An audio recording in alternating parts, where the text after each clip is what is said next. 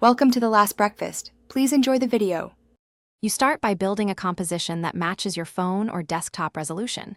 Set frame rate to 30 or 60 for smooth motion.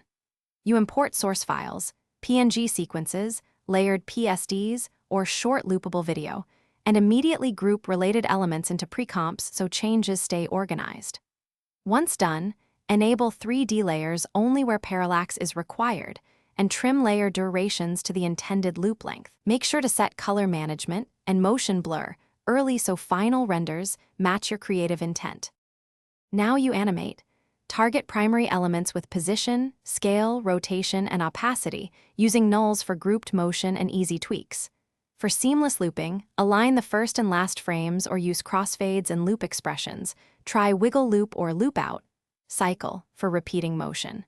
Once satisfied, pre-render heavy segments or use proxies to keep After Effects responsive. Also make sure to bake expressions when necessary and reduce expensive effects like CC particle systems or excessive glow to speed up previews.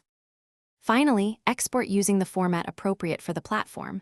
WebM or Animated WebP for many Android launchers, HEVC or Live Photo Workflow for iOS, or convert to a supported wallpaper package. Make sure to test on the target device to verify looping, aspect ratio, and performance. Mobile hardware often limits bitrate and resolution.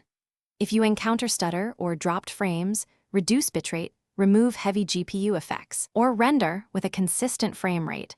Those fixes usually resolve playback issues quickly. Thanks for watching. If this was helpful, leave a like and consider subscribing. See you next time.